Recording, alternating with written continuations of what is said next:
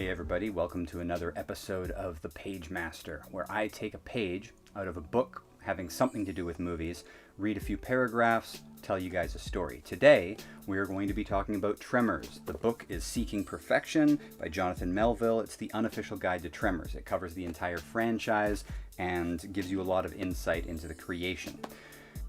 Tremors is a 1990 Kevin Bacon vehicle co-starring Fred Ward and Michael Gross as Burt Gummer about underground armor-plated worms that eat people. They're blind, but they can hear your footsteps on the ground, and they kind of do that burrowing with the dirt thing.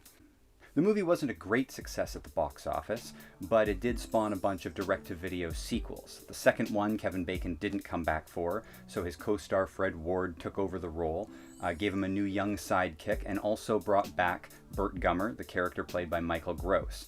Now, when they get to the third movie, they're not getting Fred Ward back either, but they are getting Michael Gross, who has become the fan favorite character. So he sort of is evolved from the first three movies to become the lead of the series. There's a TV series which gets canceled after 13 episodes, as well as a prequel movie, Tremors 4, Tremors 4, The Legend Begins, which is like a western where Burt Gummer is actually playing Hiram Gummer, his own great-grandfather or great-great-grandfather, which I thought was a lot of fun.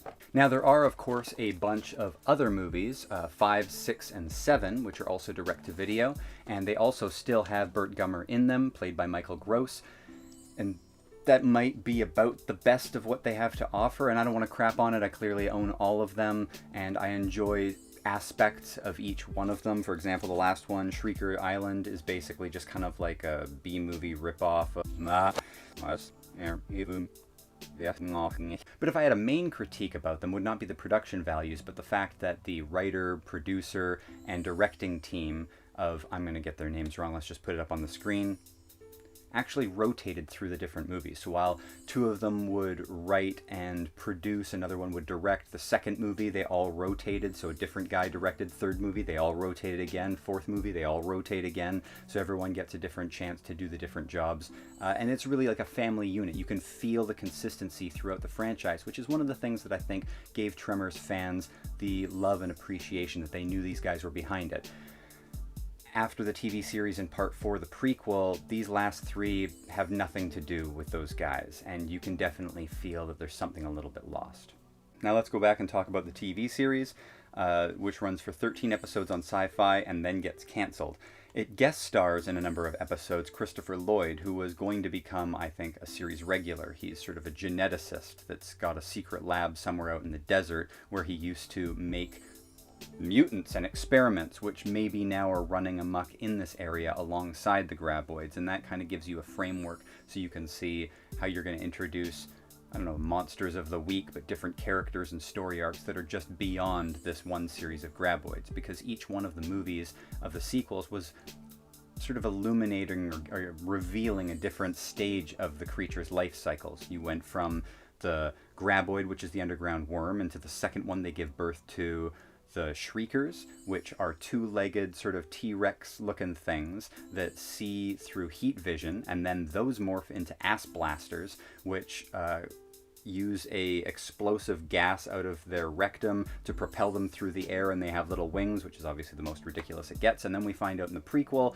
that they lay the eggs that then stay dormant, and when they are born, they become tiny little worms, which over the next however many decades or whatever grow into the full-size worm. So it's a full life cycle, totally complete. The TV series had to find ways to keep it more interesting, and that's what I think they were doing. Now, after it was canceled, we get a little bit of insight here in this book on page 194 about where they could have taken the characters and stuff, and that's what we're going to look at today. So, it had just been canceled. Quote, "You hold your breath at the end of the season and wait for word to come down, and they told us we'd missed it by 1/10 of a point," said Wilson.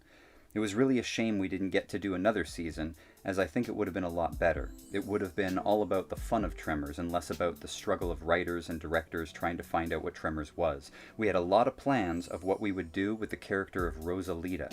We'd have found out she wasn't related to Miguel. We had a whole long complicated thing about how she'd come to America and co-opted his little farm. It was a fun reveal. Other ideas left unexplored due to the series cancellation included the arrival of 2 new residents in the shape of Jodie's niece, Natalie, and Rosalita's brother, Roberto, while Bert would have started looking for romance online and found himself unexpectedly communicating with Nancy through an internet dating site. The writers would have explored Twitchell's personal life, with viewers discovering more about his family and what led to his posting imperfection. So that might not mean a lot to those of you who have not watched the show. Rosalita is a new character, and Nancy is an older character from the first movie.